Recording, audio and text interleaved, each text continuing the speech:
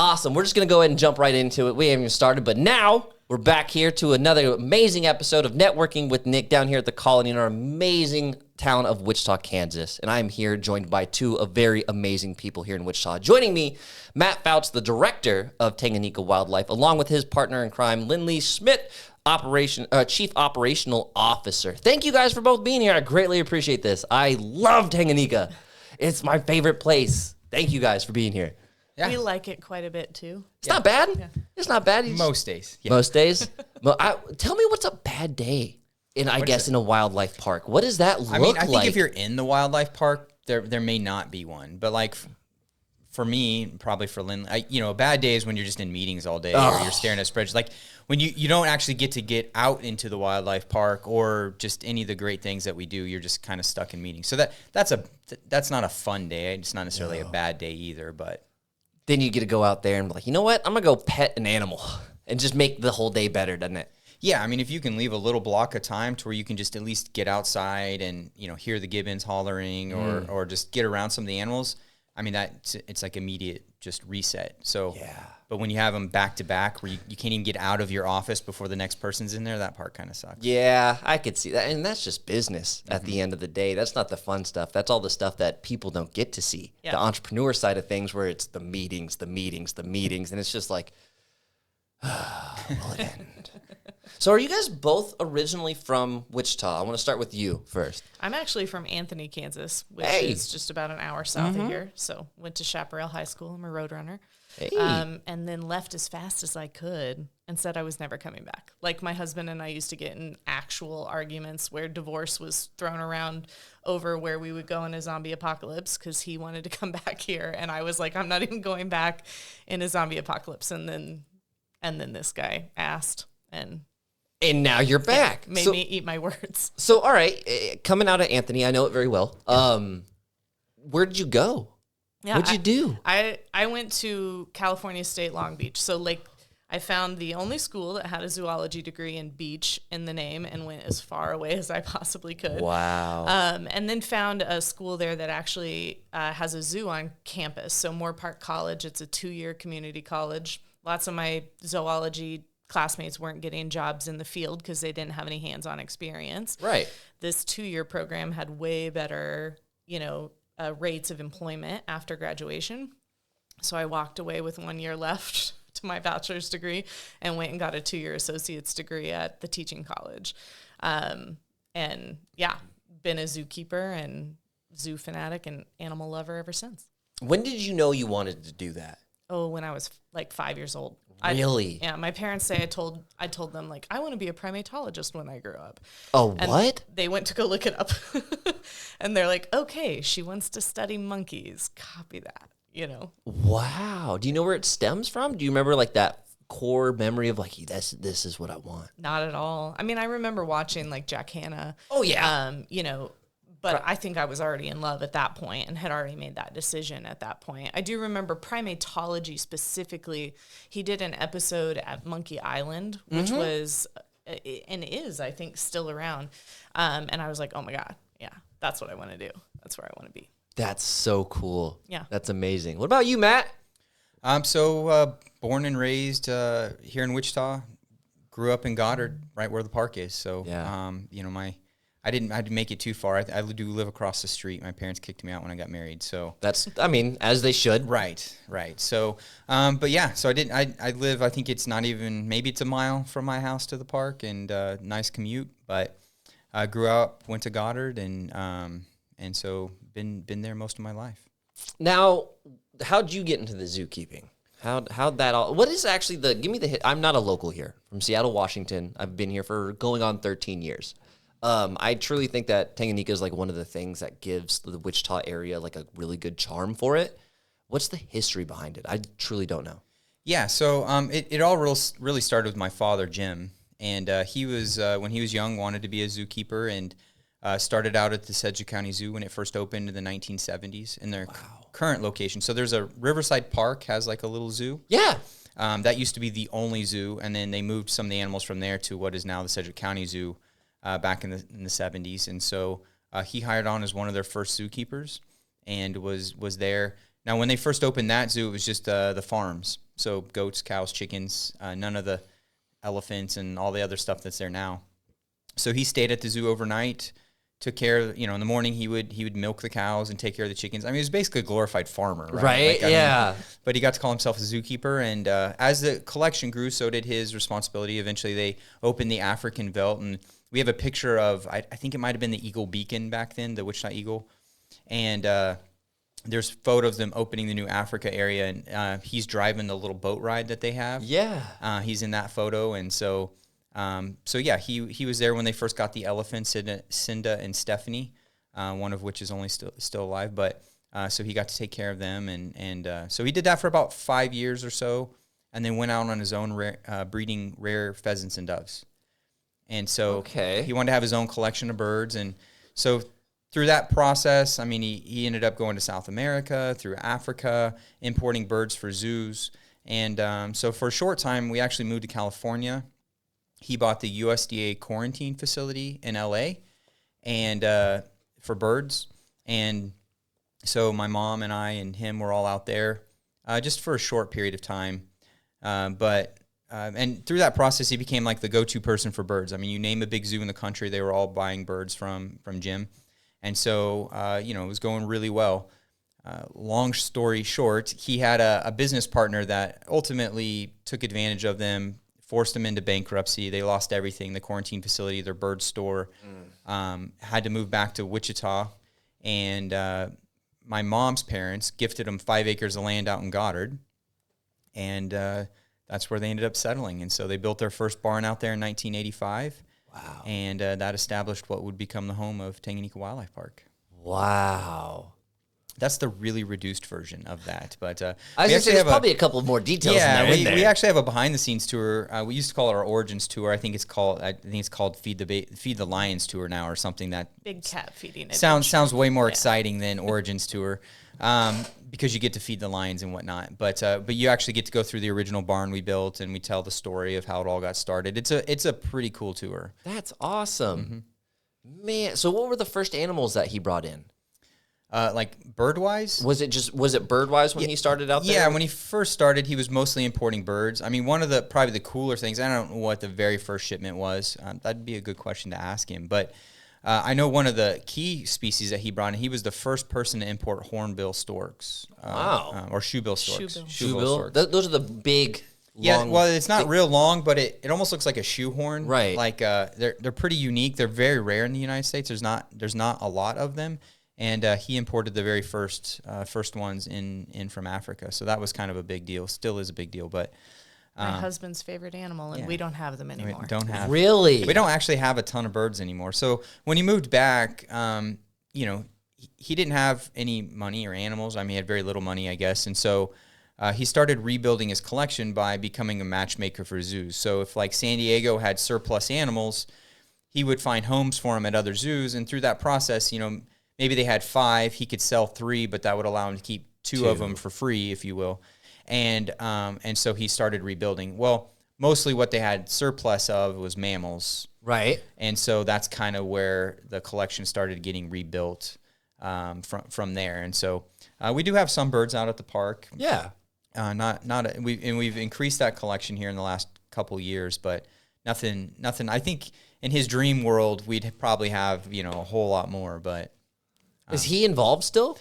So I took over as director 2 years-ish ago, I guess. Now maybe working on 3 now, but he's still involved. Yeah. I mean, they live on site, so there's that. But yeah, he's still pretty actively involved in the acquisitions and disposition of animals, and he still does some importing for zoos, like primarily big species, like the elephants that are at Sedgwick County. Like he helped with that import. He was part on the broker side of that. He's importing a lot of rhinos and just other species for zoos still. So he's still pretty active in that role, but the day-to-day operations, for the most part, LynnLee runs all that. So that's Lynn's problem. Yeah. He's like, I'm just going to wake up, come in, say hi to the animals, and, do a little animal flipping here and there, find him some homes, and I'm just going to enjoy my life. Yep. That's right. That's exact. So he lives on site? Yeah, so I mean, our house, I grew up, the original house I grew up in a double wide trailer, so that's gone now. They've built an actual house. But yeah, you can see it. I think you can probably see it when you're over by the zebras or where the camel ride used to be in that area. You can still I think you can kind of see their house, but yeah, they live right there. And I mean, for us, it all started really with tours in their backyard. I mean, wow. Late 90s, early 2000, we were doing these little backyard tours, 7 species of animal. But you got to feed the giraffes from a deck, and you got to feed the lemurs through the fence. And I mean, that's the origin of the visiting the park. Because my dad's dream was always to build a world-class breeding facility for rare and endangered species. Okay. So that was like his dream. And so we had all these different species, and we were breeding them to help with their populations and supplying zoos. And so that was his. If you'd asked him if we'd ever be open to the public, he was literally like over my dead body, right? Like really? He didn't want people like trouncing through his backyard and messing with the animals. Well, we started doing these private tours because we had some school groups, scout groups, like, hey, we heard you have animals. Can we come see them? So we started doing these tours, and by 2004, we're doing almost like 5,000 people in this little backyard tour.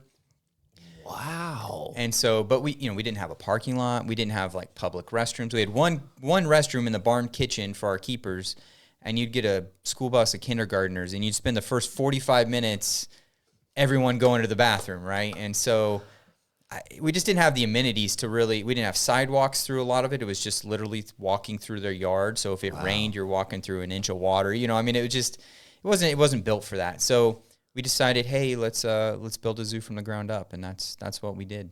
Let's build a zoo from the ground up. Yeah, that's what people say, right? Yes. Yeah, absolutely. I actually have I don't know who can answer this question. What is it like having to deal with the city while you're a zookeeper? Like, the city of Goddard, they got to probably have a little bit of a problem somewhere here and there. You got tigers, you got all these animals. So, I mean, what's that relationship like? I mean, they're incredibly supportive to us. Really? Now. Yeah, absolutely. I'm sure in the beginning, maybe. I mean, I speak more to that. I think from day one, they've always been pretty supportive of what we wanted. And early on, we were originally in the county, and so but because there's a county zoo, and there were some issues with past commissioners, I'll say. Fair enough. And so, they're like, you probably need to annex into the city of Goddard so that you're not having to worry about county politics as much. And, so that's what we did early on. And they've always been pretty supportive. That's pretty cool. So, we're still trying to work with them on getting the road, Hawkins Lane, paved and some stuff like that. And that's been a chore, but that's not always entirely their fault. Like there's other factors at play there. So okay. But we will get it done eventually. Like I'm sure it will happen at some point. But honestly, I think it kind of adds to the characteristics of going into a wildlife place. You're going down a dirt road. Maybe kind of. When you have to get your alignment done every month because it's there's so much traffic on that road. Yeah, and it gets washed out. Like I don't know. Part of it is though. I mean, we're building. I would argue a world-class facility, definitely a national tourist type attraction. And you're like, as you drive up to the zoo, I mean, it definitely lowers your expectations pretty quick. You're like, what in the world am I going to? That and you pull through the neighborhood a little bit first, and you're like, where is this kind of going? And then you pull down the long dirt road, and you're like, all right, I mean... Okay, it's out here. Yeah, the building looks nice, and then you get in. So I mean, it's almost like you all of a sudden you sink the bar. Like they're like, what did I get myself into? And then they're like, oh, so maybe it works to our advantage in some ways. You set the expectations low, and then you just crush it. But it's also like the last impression they have when they leave. And they're driving down this they had this amazing experience, and then they're like, and I'm like, oh, that's like the last impression they have. So could you just pay for that to get done? Because you're like, hey, we're just going to cover it. Give us the permits. I mean, no, not technically. I don't know. That's why I'm asking. I mean, no. Fair. That's a good because answer. It's a public road, like the city or the county. It's actually technically in the county. It's not in the city. But the city can't touch it unless they annex all the houses, which is where some of the issues been. The county, it's such a small thing, so it wouldn't be a big budget deal for them, but it. You start getting into county politics and other things, and so it's, and then the township they don't have to maintain it. The township has to maintain it, and the township would love to be done with it. So really, it's a really weird piece of a quarter mile of road that it's been a challenge. It's been a crusade of mine to get it paved. But I mean, I will get it done. It will happen. Yeah, baby. Just a matter of time. It's just whenever, you got to get the right people to say yeses and maybe say, hey, would you like your name on a building for a while type thing? Something. That actually, people with their names on stuff, I don't know what it is, but they go cuckoo for Cocoa Puffs. So that's crazy. Man. So when did we get like the cats? When did all of that start to really develop as more of a wildlife zoo? All of these animals, because you said I think it was 2004 is when. Yeah, I mean the collection was growing. I mean by '94 we built. So actually 1987 we built the first barn for tigers. Oh wow! And we got our first pair of tigers. So we had a pure white female named Shubra and an orange male named Benny, who was the last living mascot for the Cincinnati Bengals football team. Whoa. Before they banned live mascots in the NFL. So we got them, and they had babies a couple years later, so that kind of established us as a breeding facility for rare and endangered species. And, the tiger collection actually grew quite significantly there for a while in the late 80s, early 90s. But in the meantime, we'd added to the original barn. We added giraffes in about 1994. We were one of the first private facilities in the country to have giraffe, and then the collection just kept growing. I mean, I think by that time we had maybe 100, 150 animals. Wow. But, I mean, nobody knew it, and you couldn't really see any of them. Man. So, and then it's just grown and grown to where now, I mean, we balance around, depending on how many babies we've had and all that kind of thing, we bounce around 500 animals, about 100 species. And that's probably about where we'll sit. I don't know that we'll ever get much bigger than that. For us to do what we want to do in terms of connecting people to the natural world, we don't need to have 500 species and 3,000 animals. We can have a nice selection and still not only connect people, but still focus some on the breeding programs, the successful breeding programs that we have at the park. So we're at a pretty good size, I think, collection-wise. That's amazing. God, this is cool. I love this. All right, so where do you fit into this picture? When did he give you a call and make you come back to Kansas? Yeah. I think he's always known that the connection between, people and animals is really powerful. And we actually are in the same zoological association. So we were seeing each other at conferences, and I was presenting on the impact of those types of interactions, how to do them responsibly with, keeping the animal's choice and welfare in mind, but also guest safety and really making that experience amazing. And I was also talking about culture and that we're both really culture warriors, I guess, in that way, and wanted to sort of disrupt the zoological industry. I mean, in general, zookeepers and people who own zoos, if you own a zoo, sorry, Jim, you have to be a little weird. I right? bet. Like, I bet. So you're not always people. If you're willing to have giraffes and tigers in your backyard, again, sorry, Jim. I bet Jim's a cool dude. Oh, I bet he's amazing. I love him. His stories are amazing. But animal people aren't always people. And so there's a lot of typical culture issues that every business has, but then amplified a little bit by a lot of people who hoped to get into this industry and never have to see people anymore. And so we were both super passionate about creating, great culture and good teams and making these memories. And so ironically, I think the first time we met, he asked me like, so what does a curator in Denver make? And I was like, oh, maybe he wants to leave the family business. Like, it had never crossed my mind. You know what? I could use a change. Yeah. Hey, I wouldn't want to work for my parents all the time. So hey, maybe I could empathize with that. And then I think a year later, I had pitched some crazy scheme about my dad's farmland. And he's like, that's not exactly what I had in mind in a way to bring you back to Kansas. And I was like, oh, yeah, that's not going to happen. That's not going to happen at all. Yeah. And I mean, even when I came out for my interview, I had told my boss at the time, I said, I'm going. They've been trying to recruit me for a little while, but don't worry. Like, I'm not going to want to work there. I don't want to go back to Kansas. Yeah. And spent I think it was like a 12 to 13 hour day. And now that I understand, it was the day before Twilight Tour that I came, which Twilight Tours are big annual fundraiser. It was probably a very stressful time for me to show up and spend 13 hours and for them to dedicate their time to me. And I went home and Carl was like, so how bad was it? You know? And I was like, I think we might be moving to Kansas. Oh, dang. And he was so excited. He's wanted to...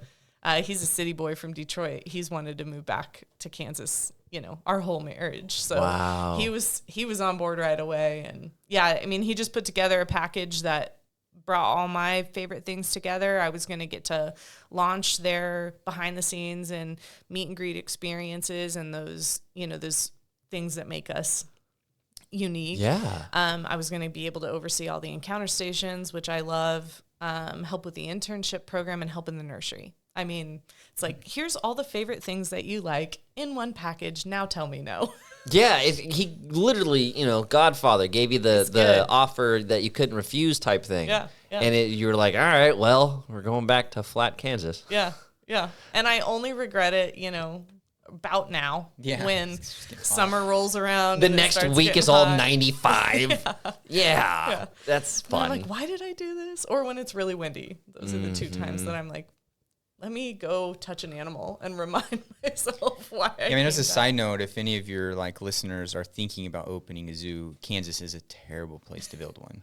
Okay. So could you elaborate on that a little bit? I mean, just it's hot and it's cold. Like we get not the absolute extremes, but we get the near extremes to everything, right? Like yes, we do. Well below zero with wind chills 40 below and 114 degrees with, you know, a heat index 120. Yeah, and so with the 80% humidity, it's not quite Florida humidity. It's enough. It's not quite the desert temperatures, and it's not quite Minnesota cold, right? But but we're darn close on all of it. But I mean, beyond that, like all the weed zones converge here, all the pollen zones, like trying to keep it nice in terms of grounds and landscaping, and then just having facilities that'll accommodate all these different species and what they need.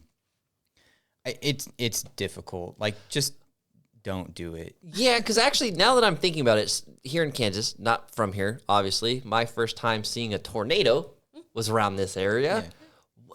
What do you do if a tornado's coming with all the animals? You know what I mean? Heading to Mexico. Yeah. It's just, congratulations. Like, giraffes are now native to Kansas. I'm heading to Mexico. They're a native species to Kansas now. They're just going to free range, and we'll see you guys later. No, I don't. That's so funny. However, in all reality, we have really good safety protocols. We do.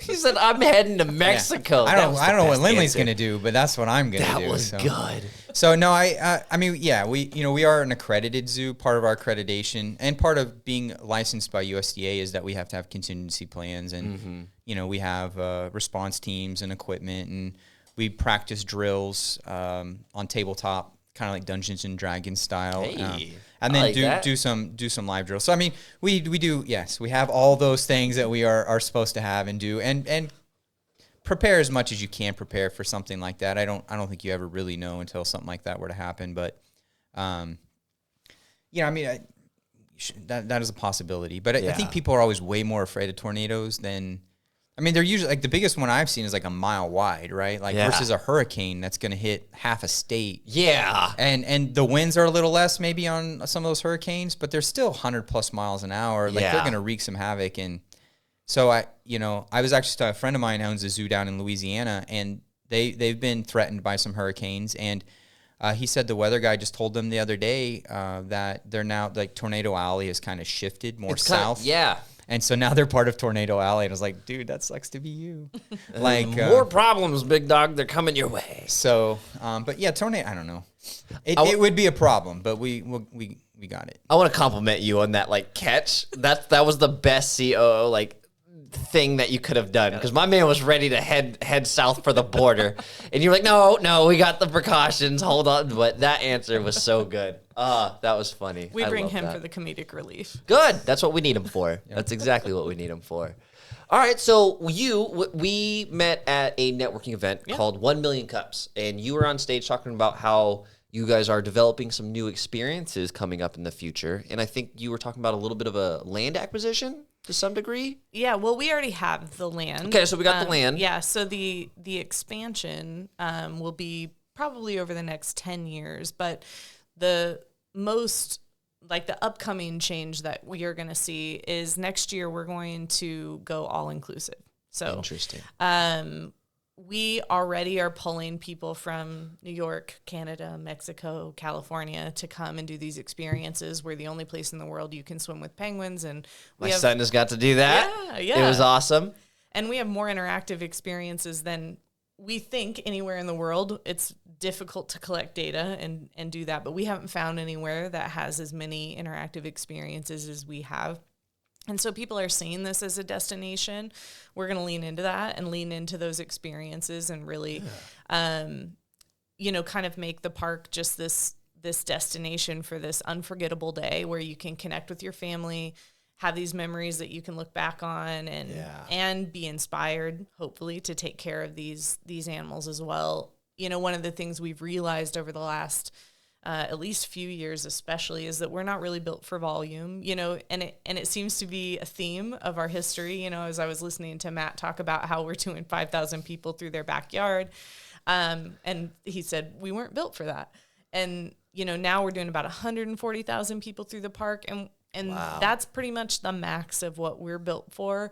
And it's frustrating for us animal people because when you come to feed the giraffe at the park, we want to tell you about the giraffe. We want to tell you the name, the personality, why they're at the stand. We want to tell you about giraffe, how you can help them. Like, we're geeks. We just want to share all of the animal knowledge we can. But when there's a line of, 25 people standing there wanting to feed the giraffe, you're like, here's your lettuce. Feed. Okay, bye. Thanks. Okay, here's your It's hard to have that personal connection that give them the opportunity to sit there and learn a little bit about the park, the animals, where they came from. Yeah, and so the people who come and do get to spend that extra time with us, who maybe do the behind the scenes experience, or we have the ultimate weekend experience, which is every experience we have over the course of 3 days. They report back to us. We have one little girl who said, I downloaded the Tree Card app. It's this app that you can download on your phone. It counts your steps. Wow. And as you walk, you plant trees. And so our team told her about this app. She downloaded it and she's like, I've planted 5 trees so far, and this is a couple weeks after her trip. So, that's what we want to be able to do. We want to be able to really spend that time and attention and share the information and get them inspired to join us in preserving rare and endangered species. Interesting. So it's a little bit of a shift to the business model a little bit, it sounds like. That's pretty accurate? I mean, it's going to be a big shift, I think. Okay. From the standpoint of, we're transitioning from what would be the kind of zoo format, even though what we do is a little different. Yeah, to where, we're going to be an all-inclusive like day resort, very similar to like Discovery Cove. SeaWorld has Discovery Cove in Florida.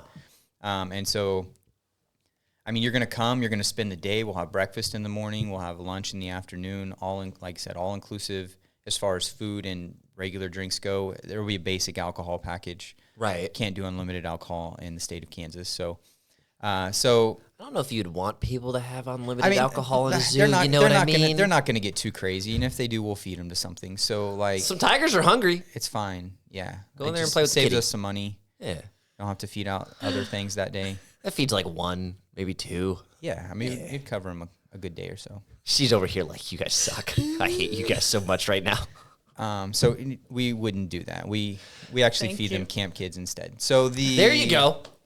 They're smaller treats. Can't take him anywhere. More bite-sized. More bite-sized, exactly. I love Matt. Matt's amazing. This is my guy.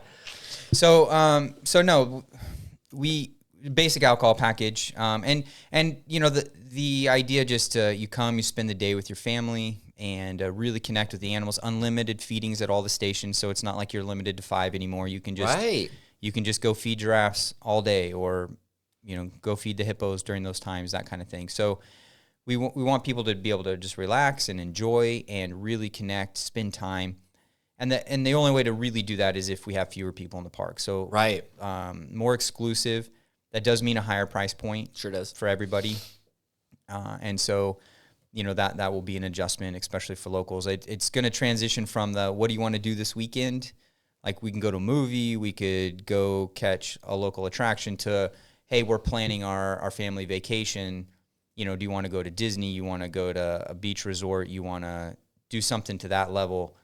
Or there's Tanganyika, right? Yeah. And so in that record set, we're actually still a very affordable option, especially if you're a local, because you don't have to get the hotel and the car, the plane flights and all the things. You could stay at home and still have an amazing staycation. Or, I mean, if you wanted to get a hotel here, they're still cheaper than they are than in Orlando or right, exactly. one of those cities. You know, you could still kind of have that experience.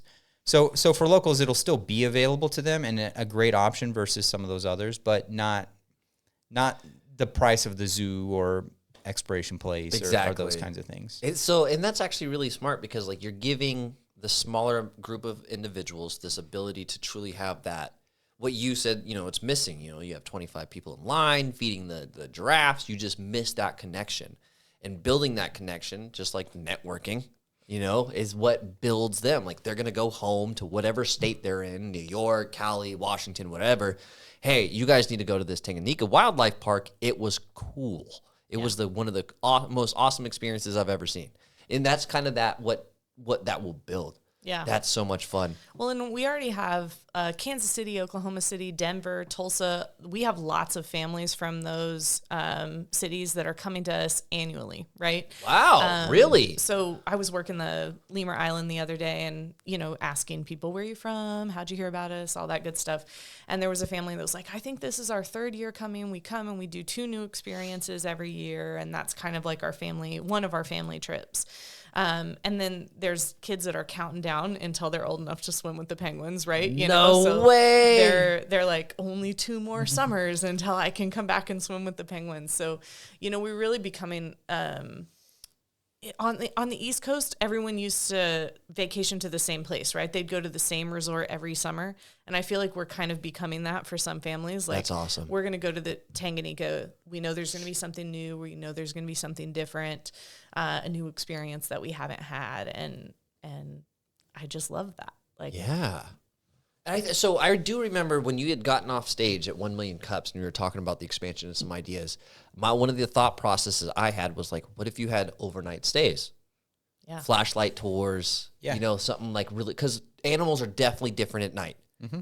There's a whole different pattern of like their personalities, what they do. Having this, be able to see that at night, and like that would be really cool. I would spend some money to spend the night in the park. Absolutely. So we do have 2 things. One, our Twilight Tour that LynnLee mentioned earlier. It's like our evening fundraiser, and is definitely one of the best times to visit the park because it's not quite full night, but it is the evening. And as chill as the park is during the day, in that evening, especially that sundown kind of twilight type time, the park has an incredible atmosphere. Like it is amazing, and it's very hard to explain even for someone that's been there the whole time. Like it is by far the best time to visit. It's like soul soothing. Yeah. Really?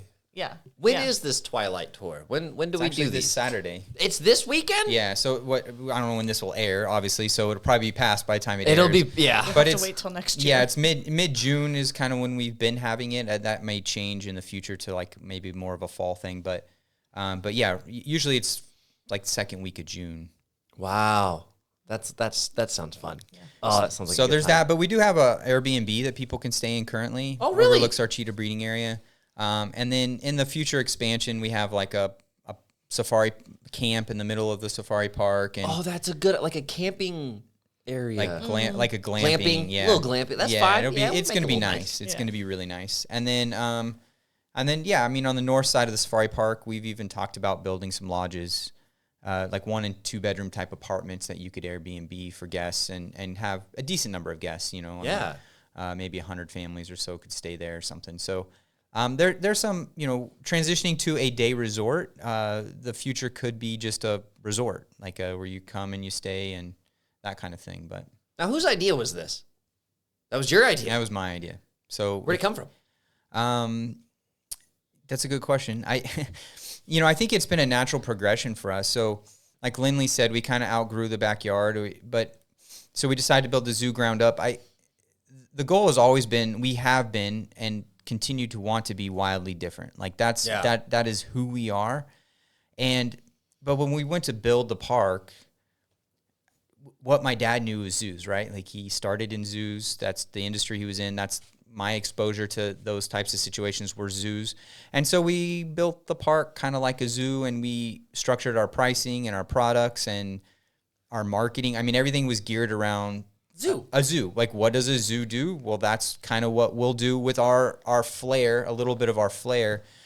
And, this is our 16th year. So we, we're teenagers now and made it through middle school. And that's funny. That defining age where you really start to kind of figure out who you are and what you want to be when you grow up. And I think as we've gone through the last years, I mean, we've heard, not only did we know it, but we've had it validated through multiple independent like surveys and studies that the thing that sets us apart and who we are is the unique experiences and the feedings and like that's really what makes us special. And so we really wanted to find a way to lean into that more. And instead of trying to be that and this, zoo, like where you have hundreds of thousands of people coming through the door and this lower price, like we're trying to offer this very boutique, customized, unique service for our guests, but we're trying to do it at like a big box price, right?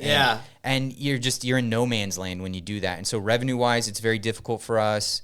And so it's time for us, like we know who we want to be. It's time for us to grow up and make that change. And I think that we're going to have an incredible impact on people, and it's really going to allow us to even take our service and what we offer people to even a higher level because we're not doing a lot of these other things that are great. And I know that people, especially locals, love them, but they're not serving our core focus or who we are, in that we're wildly different. Like that purpose, you know what I mean? As like a purpose statement kind of, or mission of what you want to be. Like our day camps, like we're probably not going to have our summer camps anymore. And that people love them, that do them.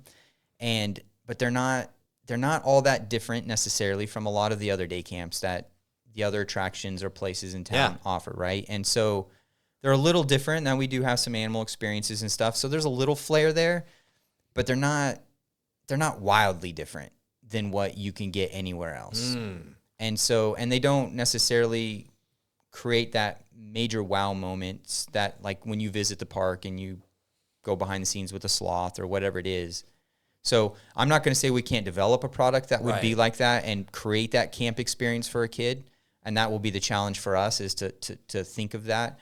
But for now, focusing mostly on this all-inclusive day resort admission for guests and those kinds of things is going to be our key focus. When do we start in that? When does that go into effect? Yeah, March 1st, 2025. Wow. Or the beginning of the season of March. Yeah, so it'll probably be about the second week of March. Spring break. Yeah. Spring break? All right. Spring break starts is when we open, so next year. Next year. I think you hit on something there that like sometimes we're hard for people to understand. They don't know who to compare us to. They don't know... and we didn't know in the beginning either, like what are you? So they automatically compare us to things that they're familiar with, and when it comes to education and conservation, I think what we're familiar with is like when we say education, we think schools, we think programs, we think camps, we think scouts, probably, right?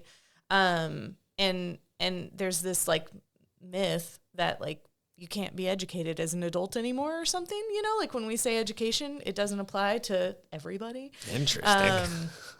And, I think that's something that we still want to do education, and we still will do education. We have been doing education, but it's going to be in those moments when you're feeding the giraffe and our keeper is there sharing those things with you, and the whole family gets to learn together instead of the kiddo going to school and coming home and saying, "Hey mom, did you know?" And conservation's the same way. I think conservation, people think we're going to send our money to this project in Africa, and that's conservation. We're going to send them money and they're going to protect a species with it. But I think... Are they? Yeah, unfortunately. That's a good question to ask. Ooh, that's a whole nother podcast. Yeah. That's a whole nother rabbit hole? Yeah, all right, we'll save that for part 2. We'll call it, it's more complicated than that, right? Is it? Like, I mean, ultimately the root of most conservation issues are poverty. And we'll take rhinos for an example. I'll try to keep this short. No, go It's ahead. like you're just gonna go down the whole. I'm gonna go. I don't have a stop time. Knock yourself out. I mean, we'll take rhinos for example. You know, over here, it sounds really easy for us to say, like, stop shooting them, right? Like, Yeah, stop over poaching. here. Yeah, you know, but I was listening to a podcast called The Invisible Hand. So plug for it. It's amazing. And she interviews all sorts of different people involved in the protection of rhinos and poaching of rhinos. She's interviewing some local community members, and they're like, listen, the rhino has helicopters, they have veterinarians, they have security, they have land, they have money. We don't have any of these things. So imagine trying to be empathetic. You know, I mean, it's very similar to the class issues that we have here in the United States. No one's real sympathetic of, like, Bill Gates or Elon Musk, right? Like, we don't have any empathy for their plight. Not really. You know, the rhinos are Africa's Elon Musk. Like, wow, they have all the resources and those people don't. That's a perspective I had never thought about before. Yeah. Because, like, there's a lot of money being poured into protecting rhinos. The local population, they don't have that. There's going to be some resentment. There's going to be, how can we get some of it? You know what I mean? And wow, I didn't think about that. Yeah, and if you want to feed your family, you know, you go shoot this thing that you're not connected with, you don't feel anything for. There's no connection at all. And the payoff, you're not just feeding your family for a day. Yeah, like you're setting them potentially for life. Yeah. In some of those settings. I've heard, this is just what I've heard, that some of these conservation, how do you say it? Conservation camps, they will actually, they protect the rhinos or whatever the species may be, but they'll also have one, like, of the older ones that they actually do sell a hunt for to help with the rest of, is that a real thing? Yeah. Yeah. Actually, hunters are the first conservationists, and they don't get a lot of credit, right? Elaborate. I mean, if the animals are gone, there's no hunting sport, right? So, I mean, hunting started to help manage populations. I mean, obviously, at one point it was for sustenance, but sport hunting started to help manage populations, and that is conservation, right? Making sure that we're operating in a sustainable ecosystem. And so hunting is absolutely necessary, and we don't, you know, we don't like that, you know, like, right. But I think there's opportunities where A, it can bring a huge amount of money for conservation. B, it can help with the population. It can give a dignified end to that animal's life. And you're not really going to have successful breeding programs if you don't have surplus animals in some way, shape, or form. Wow. Yeah, I mean, a lot to think about in that one. Yeah, it's more complicated thick. than that. Yeah, it's always more complicated. So, I mean, you know, hunters want to shoot the biggest, baddest animal there is, and so to have the best possible genetics, even if it's an older one, right? Mm-hmm. Like, you want to manage that population as good as possible. And I mean, other things is that in some of these big wildlife parks in Africa, especially, based on the environmental factors, you know, they may have, elephants is a great example, where they have way too many, that ecosystem won't support it. So they actually cull 1,000 of them. Whoa. Like, they're going to kill them anyway because they're wreaking havoc on the ecosystem, which is harming all the other animal species. And so, might as well turn a profit a little bit. Yeah, like so if they can sell some of that to some hunters, that generates, I mean, and for them over there, you know, it goes a long ways. Yes. You may have to, as a hunter, to kill an elephant, you may have to pay $150,000. I don't know what the prices are. It's a ton of money. It's a lot. And that will go a long ways to employing their people, helping their communities, sustaining those animals longer term. So, you know, I mean, they get villainized, I guess, a lot. But they're, I mean, was it Safari International is one of the leading conservation, like, supporting of not only places where you can hunt, but places that are just trying to save species. I mean, it's to the tune of millions and millions of dollars every year that they're giving to support in situ conservation. And so, you know, these are people that love animals. Like, sure, they want to shoot them in the sport of it, but, like, they love animals. And so they want it to continue. They don't ever want it to go away. Mm-hmm. Well, think if something doesn't have a commercial value in any way, what's really the point of having it around? So, you know, I think that's where it just gets, again, it gets more complicated than that. The Texas hunting ranches, like, we would not they have partnered with zoos over the last few years to re-release the scimitar horned oryx back into its native environment. Say that one more time. The scimitar horned oryx. Is that a pig? Nope, it's an antelope. Yeah, it's an antelope. Oh. With huge horns. Really? Yeah. The twisted horns, right? They kind of have a little bit. They're kind of like long and curved. Like a scimitar sword, like the long swords that are curved. That's kind of how their horns are. Yeah.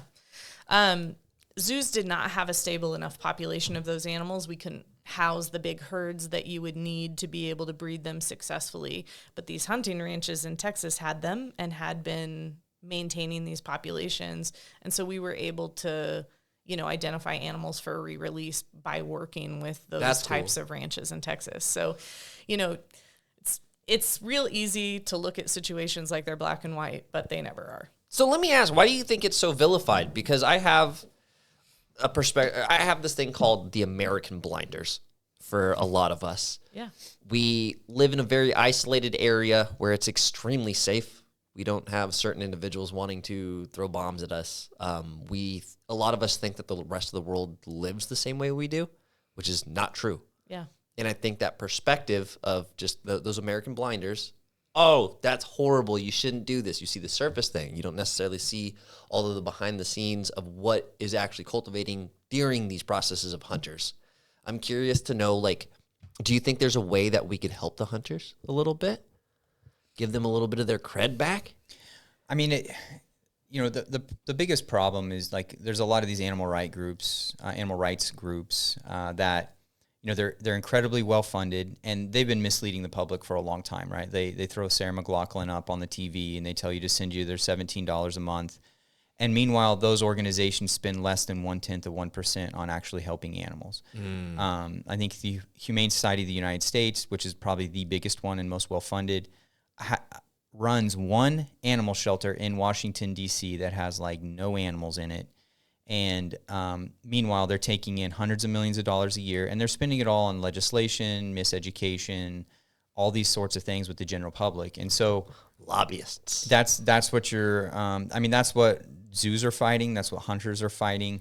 And they're affecting public opinion, right? And so I don't know what the answer is to that as far as trying to help that out.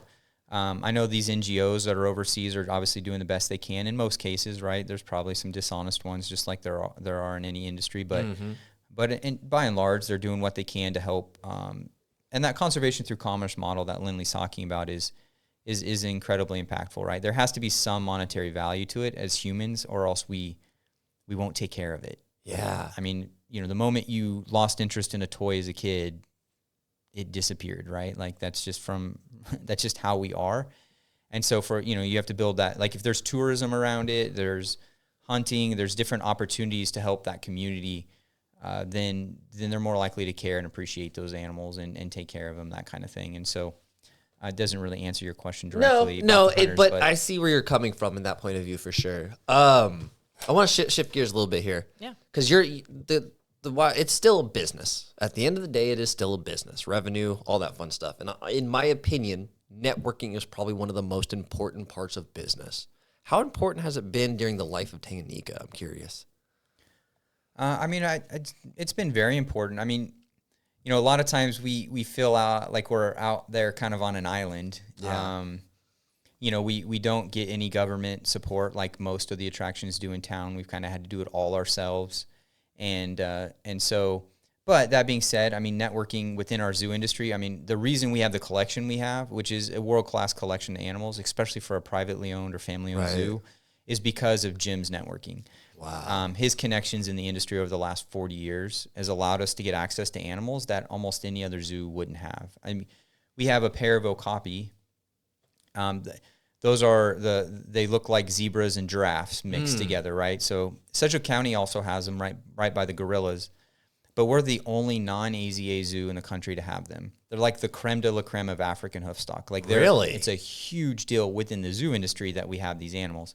And it's only because of, Jim's networking over the last 50 years.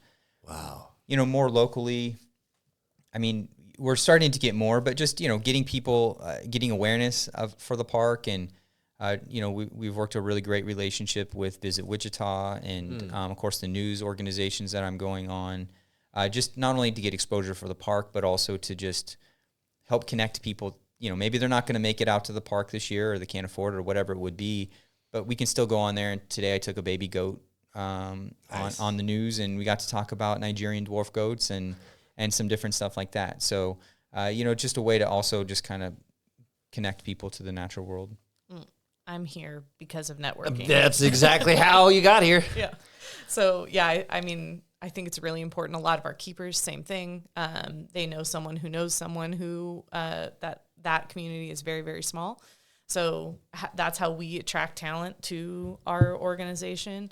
That's smart. That is very smart. So I'll share our secrets. This year we've sent quite a few keepers to zoo conferences, right? Where we just went to one where we learned about animal training for 5 days, and that's all we talk about. And our team is supposed to be getting to know people and seeing like, hey, you seem to be a core value fit. Yeah. You seem to be a cultural fit, and then bring their names back so then we can make those connections. Yeah, make those connections and bring the talent to Tanganyika. Heck yeah, that's the way to do it right there. Get out. You got to get them out there. They got to rub elbows, shake hands. I mean, meeting people is really important. I mean, if you don't meet people, they don't know that you have something that they may want. Yeah. And at the end of the day, no one knows, no one's going to show up. And we don't want that. That would be bad. That's never good. You guys have a hard stop. We're coming up on an hour. I don't know if you guys, it's up to you. Yeah, we still have some time. Okay, good. Tell us what questions you got. I want to know, like, where would you like to see this in, like, 10 to 15 years, the long run of Tanganyika, not just kind of what we have coming up. Like, what is the end-all, be-all goal? I mean, I would like to see it on a Caribbean island, but I don't know if that's going to happen. Now, could we franchise out a little bit? I mean, that might be in the plans. But but no, I think, we're really obviously transitioning from to a day resort, maybe even to a resort as 10 to 15 years out. I could see us making that leap potentially. 10 years from now, I want to be on a kayak, and I want to be kayaking in the safari park looking up a giraffe. There you go. That would actually be really cool. It's in the plans. So you're going to make like a kayaking? Yeah. What else you got in the plans? What else in there? The camp, which I always say the camp in air quotes because it's going to be glamp. For sure. Yeah. Let's just call it the glamping site. We've talked about like a cheetah run where people can follow the cheetah in like an ATV, not obviously safe. Yes. Like drag race a cheetah in a Polaris. Heck yeah. Yeah. That would be fun. So, I mean, we have some pretty big plans for expanding the park over the next 10 years. I mean, capybara scratches. We got a walk through capybara exhibit so you can go through and part of our first phase is to build like a microgrid that would allow the park to be hopefully maybe not with gas, but like with electric, completely self-sufficient. That's interesting. I didn't even think about that. Like the resources you actually need to pull of power and everything of that nature. Yeah, actually. So you need your own little power station. Yeah, so we'd build a solar grid and maybe do an anaerobic digester where we were recycling or capturing methane off all the animal byproducts and that kind of thing. So yeah, I mean, some of those kinds of things. I mean, we want to continue. Like our 10-year target actually is to do 1 million wow moments. 1 million wow moments in a single year. So we define that usually through an animal interaction of some sort. There's some other things, but that's the primary core of it. And I mean, like last year we did 486,000 or something like that. This year we're shooting for over 500,000 wow moments. And so within 10 years we want to be able to do 1 million in a single year, which is quite the BHAG. I don't know how much people realize. I mean, the average zoo does about 30,000 that does interactions, so for us to already be doing almost 15 times that is massive. And then to say we're going to do 1 million is almost unheard of. So like we definitely want to be hitting that target, and that's where, everything we do is kind of geared towards creating those wow moments for people. So that's so cool. Yeah. Like, I like that you guys, it's not like a revenue goal. It's a goal of wow moments. That's awesome. Yeah. I absolutely love that. We were talking earlier, kind of as we're getting into things, that you are a tech guy. Yeah. And you were talking about how much tech you have in the park. Let's give me a little bit of a rundown. What do you mean by the tech in the park? I mean, we use a lot of different software in the park. I think, I know a massive zoo in Arizona that just uses cash register still, right? Like they just have the ching, and it opens the cash register, and then they reconcile that at the end of the day kind of thing. I mean, from almost day one, we've had a point of sale system in the park to try and track data and make better decisions, right? Yeah. I mean, we're small, we're not subsidized. The more information I can have to make decisions to maximize efficiency or whatever, I want that. So we use a point of sale system. Communication internally, we use software called Basecamp. As the park has grown, I mean, in 2005 we had 3 employees. Now we're over 150 some employees. Now wow. A lot of those are seasonal, but that means it's just that much harder to communicate. And so I mean, we've used QuickBooks for a long time, but we use some other software for payroll type stuff. We finding ways for people to fill out forms or to just communicate and facilitate that communication quickly and easily. Like, so we use some different software for that. Like, I think marketing wise, we use a lot of different software for optimizing SEO and ads and play in some of those areas that a lot of zoos don't. They rely more on traditional media. So that's an area where we're different. We've actually backed off of some of the tech in the last few years. It used to be that you had a band that we would scan at every feeding station, and that's how we would count your feedings. Okay. And we've went back to... LynnLee's like, Matt, you got to stop. Yeah. You got to stop. We're going to mark the box. Time out. We're just going to slow down a little bit. This is too advanced. Yeah. We have lots of toys, too. Like, you just bought your measuring device. Yeah, I mean, I like little gadgets and gizmos. I mean, marketing, like I've tried to buy nice cameras and drones and some stuff like that to do some of those things. I mean, we have a fiber backbone through the park so that we can run, a ubiquity network, and starting to get more into, I'd love to get to access control and some of that kind of stuff, all being digital, but that's not cheap. So, I bet. But, and then going forward, I have some ideas I think would be really great for the industry in terms of trying to help with safety when it comes to big cats and some of that kind of stuff that are a little more tech-based that I'd like to get developed. And I'm, potentially going to be working with Wichita State on that hopefully this next year. So, oh, that's awesome. So I mean, I just like tech. I think, obviously when it works, it's amazing and you can get some great stuff. It can be incredibly frustrating when it's not working well, but yeah, I mean, I don't know. Anytime I'm like, is there a software solution or some piece of hardware we could do to help make this more efficient or do this, automations.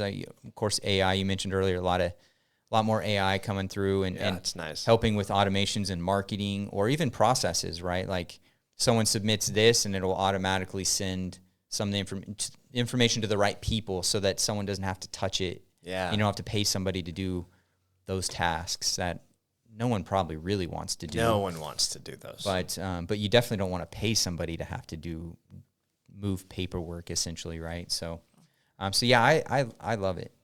But that's awesome because I mean, it's gonna make the life a little bit easier, just like you said. When it's working, it's great. But those frustration moments, like why is this not connected to that, and opening this when I tell it to do so. Like I could absolutely understand that. You touched on something a little bit there, like safety with the big cats. Mm-hmm. Are they kind of the biggest concern when it comes to safety is the big cats, or what is like the animal that's definitely like probably the one that you think about the most? From an animal standpoint, probably, yeah. Yeah, I think tigers are statistically most common in human and animal deaths or keeper animal deaths. So keeper typically makes a mistake. So these aren't animals they're working free contact. Typically keeper makes a mistake and ends up in the same space with an animal. And they're statistically the most dangerous, but we don't have them. But bears, elephants, chimps, gorillas are also up there. Obviously lions, cheetahs a little less so. Just their behavior is typically more run away and hide than fight. I think snow leopards would be on there if there was just more of them in the United States. Yeah. Well, like that you just can't see. They're pretty scary. Yeah. Like, I mean, you saw Kung Fu Panda. Like, you don't mess with snow leopards. No. Oh, man, that's funny. So so don't be Joe Exotic and go inside the cages with a bunch of Bunch of big cats. I have a hard time saying that because it's more complicated than that. All right. Break it down for me. My first job in the industry was at the MGM Grand in Las Vegas, working pre-contact lions on With exhibit there in the Siegfried? hotel. No, this is that's at the Mirage. This was at the MGM, so they had the lion habitat there because their mascot is the lion. Yeah. I didn't know they did this. And so it's very difficult for me to say, like, you shouldn't do that because I did it and I'd be a big hypocrite. So there are those things that can be done, not without risk. I mean, if NASCAR drivers, like, take the risk of hitting the wall every time they get on the track, right? So if you're working some of those animals free contact, there is that risk. But I, like, the errors come in more often when you're in with an animal that wasn't raised in that environment or wasn't raised in that capacity. And it's something that a lot of people don't think about when they think about zookeepers, to be honest. And I think this is shifting a little bit, but you know, there were times when I would be cleaning on exhibit and you'd have someone walk by and be like, see, that's why you got to go to college, because you don't want a job like her. Right. You know, like, that doesn't feel good. I had like 6 years of college, you know, like, you shouldn't say that. You know, it took me 6 years to get inside this cage. 6 years to make, barely minimum wage. But they have to be perfect. Statistically speaking, they touch, and someone broke this down at one point. It was a great article for keepers on how many locks we touch in one day as a keeper. Thousands. And we make one mistake in our career. It's like 0.0000000042, but that could be the one that is your last day. So, I'm excited about some of the things Matt's talking about, because it takes out, there's different levels of protection, right? Like policy, procedure, and then there's mechanical, like you can't make a mistake because there's a mechanism stopping you from doing that. So I think that would be an ideal way to evolve in the industry is to where we're not just relying on policy or procedure, but there's actually a mechanical stop, because we are human and we absolutely make mistakes. Do them all the time. Yep. Every day. Yep. All right, this is a personal question for my son, who is turning 10 this July, who absolutely, I'm so sad he couldn't make it here today. He wants to be a zookeeper. Like, that is his. We've been to Sedgwick County. We've been to your guys' place. He's got to swim with the penguins. He's got to be a part of that wow moment. What advice would you give that young man if he really, really wanted to pursue this? I think the first spot would be just to start volunteering at Tanganyika, Sedgwick County, wherever he's at. Like, just start kind of getting involved in that way. Most of them have programs for even younger kids, and he can start to kind of fill that out. And then, of course, we offer internships.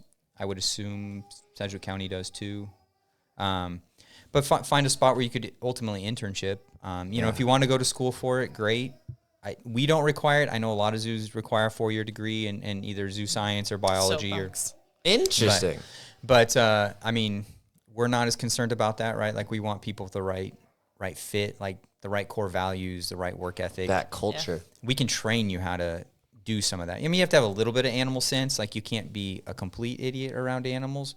But if you've volunteered and you've done some of those things, like you're going to know that, right? And so, I think that's probably the best way to get started into that. Yeah, I would agree. Hands-on experience speaks volume. As a hiring manager, that's what I have always been looking for, is some sort of hands-on experience. I think the other nugget is, like, start investing early in life. Like, start learning how to save and budget and know as much about your money as you possibly can, because owning a zoo is definitely not a lucrative endeavor, but being a zookeeper is also not a lucrative endeavor. Not one of those high-paying. No, it's definitely a passion career, and so I think it's really important to have those skills early on, so that you're not cleaning up messes when you're barely making. That's good advice for wage. Everybody. Yeah, fair. Yeah. That is, but speaking from, I'm assuming, experience in the industry, like, this check is already gone. You know what I mean? Like, I know how that feels. We all do. And it does come down to understanding and managing. Yeah. Awesome. All right. As we come to a wrap up of part 1 here, because there's no way I cannot have you guys come back to tell me what's coming on next. You guys are amazing. This is for both of you. We're gonna start with Matt though. Matt, you get up in the morning. You're married, right? Got kids, all that fun stuff. Yep. All right, you're saying goodbye to the wife in the morning, kissing the kids goodbye. You're getting ready to make your little one mile. You know what? You're jogging this morning. You're gonna jog down there this morning. This morning, you run into 18-year-old Matt. You lock eyes. You're able to give that man some advice. You cannot tell him all the secrets. That's cheating. What advice do you give to Matt? 18-year-old Matt? That's right. Man, I'm so bad at these questions. Yeah. My daughter will ask me. It's my favorite question. She'll like at the, at night, like we'll go lay down and she'll ask me like, what's your favorite something, movie? And I'm like, I have to pick one. Like, so I'm so bad at, so pick the one thing I would tell 18-year-old Matt. It could be two things. I said some advice. Things. I didn't say some advice, not all the answers. I would, this doesn't really have anything to do with the zoo, but like I had an opportunity to go to New Zealand with my dad when I was about that age, and it was an incredible trip. He was good friends with a guy that revolutionized the red deer industry down there, and they got to fly helicopters through the fjords and go deep sea fishing. And the guy had a fleet of World War II airplanes, so we got to fly like a P-51 Mustang. All these like once in a lifetime things. And That's so cool. I turned down the trip because there was a track meet coming up. So I would definitely tell that Matt to like do not. The track meet doesn't matter. Let me make sure I got this correct. You had the opportunity to go with your father. I didn't know 100% of that stuff was like available, but yes, Hindsight's recap. 20/20. Or we could go run in the heat. Yeah, I mean it was an important. Was there track like meet. a girl at the track meet you were trying to say hi to? I had a girlfriend. That didn't matter. Like, it was this pre-state meet. Like, it was my senior year, and like it was supposed to be like the best competition from the state to kind of get a preview of what state would be like, and so I felt like that was the right thing to do. The responsible thing to do is the dumbest thing to do. But I don't have many regrets, but that is definitely one of them. It's up there? Yeah, I would like, you need to go on that trip. So that's good advice. It's something I'm definitely aware of now, and I still am not great at figuring out because I've been trying to instill it in my kids, but just just my grandparents, like trying to get more out of them and ask those questions and get those stories. And my grandfather, my mom's dad, who was a very successful entrepreneur in West Wichita, and is a big reason, honestly, why the park exists today, because he was able, those early years when we were making money, but during the winter we would need to borrow money, and then we'd pay it back, but so that working capital, if you will. Yeah, I know. And because of them and his success, we were able to have that source where we probably couldn't have gotten it from a bank or wherever else. And so, I mean, in all reality, he's a big reason why, and my grandma as well, because they were in business, they worked together. And so they're a big reason why we're here today. And so just trying to take more advantage of spending that quality time with them, not on a device, not on a, just trying to ask those questions and learn more about who they are and what and that kind of thing. So definitely would probably share something to that regard. That's good advice. That go on the trip and then take that time to really. That's really good advice. I like that. You should have went on that trip.